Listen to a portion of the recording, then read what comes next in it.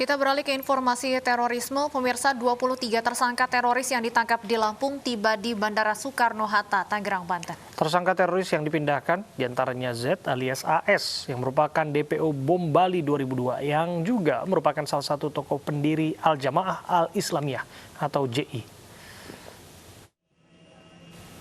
Puluhan teroris yang dibawa dari Lampung langsung dibawa masuk ke rutan Makobrimob Kelapa II Depok, Jawa Barat. Di antaranya para teroris ini ada 2 orang yang termasuk dalam DPO. Salah satunya adalah Taufik Bulaga alias Upik Lawang. Upik merupakan ahli pembuat bom dan terlibat dalam aksi teror bom Tentena, bom Gorposo, dan bom Pasar Sentral dan serangkaian teror lainnya tahun 2004 dan 2006. Selain Upik, ada 1 orang lagi yang terlibat dalam bom Bali, yaitu Zulkarnain. Ia buron selama 18 tahun sebelum dibekuk Densus 88 Mabes Polri.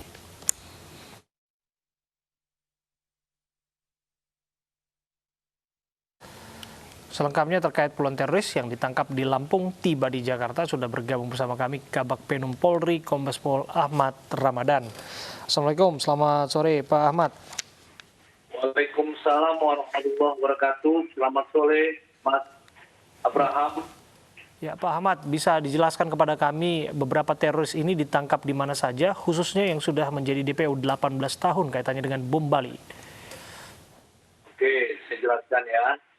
Jadi hari ini telah dilakukan pemindahan tahanan. Jadi posisi mereka ini sudah menjadi tahanan. 23 tersangka yang diberangkatkan dari Lampung ke Jakarta tadi tiba di Bandara Suta tepatnya jam 12.50. Mereka ini sudah diindus oleh Densus 88 dari beberapa bulan yang lalu. Jadi penangkapannya memang tidak bersama-sama. Mereka ditangkap dengan waktu yang berbeda-beda dalam kurun waktu 1 bulan ini.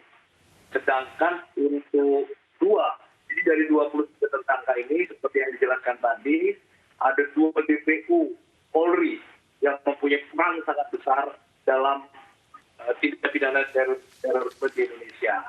Yang pertama, Upik Lawanga alias Taufik Bulaga, ini ahli dalam merakit senjata, ahli dalam merakit bom, karena ahlinya sehingga oleh teman-teman dalam jemaah Islamiyah disebut profesor.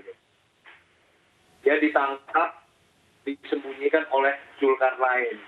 Nah, yang mana yang kedua ini Zulkarnain juga merupakan Panglima Askari, jadi perannya lebih tinggi.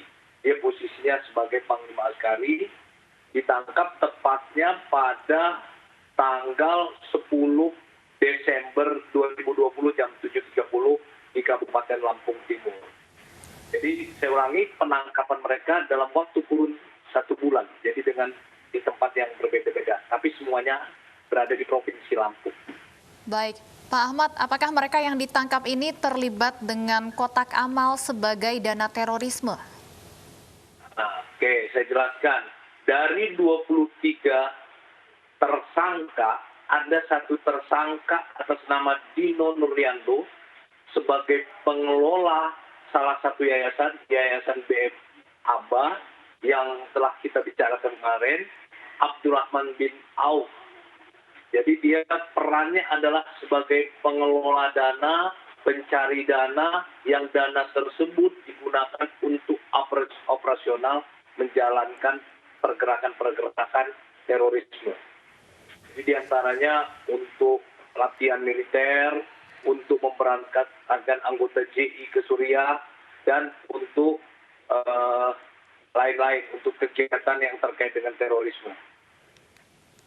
Ya, apakah ada potensi sesungguhnya para tahanan ini akan reaktivasi atau aktif kembali dalam aksi-aksi serupa, Pak?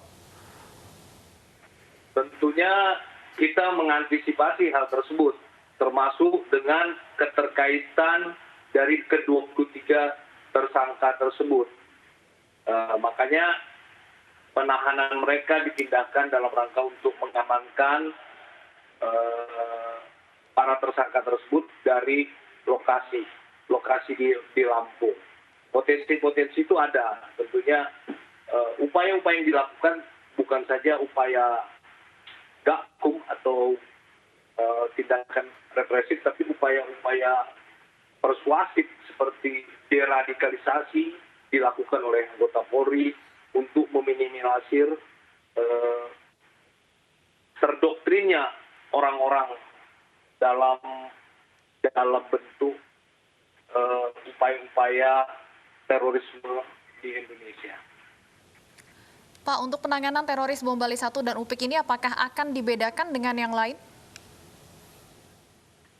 Kalau secara umum perlakuan harus sama perlakuannya. Yang membedakan mereka adalah peran masing-masing. Peran masing-masing tentunya berbeda ya. Jadi kalau bicara perlakuan terhadap tersangka harus sama. Yang membedakan peran ya. Peran dia sebagai apa? Itu yang membedakannya. Berapa kali dia melakukan tindakan. Jadi itu Pak yang membedakannya. Baik, untuk proses penahanan selanjutnya seperti apa Pak Ahmad? Saat ini ke-23 tersangka itu dilakukan pemindahan di rutan Densus 88. Tentunya akan dilakukan pemeriksaan lanjutan, juga pengembangan dan pendalaman penyelidikan. Juga termasuk apakah ada tersangka-tersangka lain terkait dengan kasus terorisme ini. Baik, terima kasih Kombes Pol Ahmad Ramadan, Kabag Penum Polri sudah bergabung bersama kami di ini sore.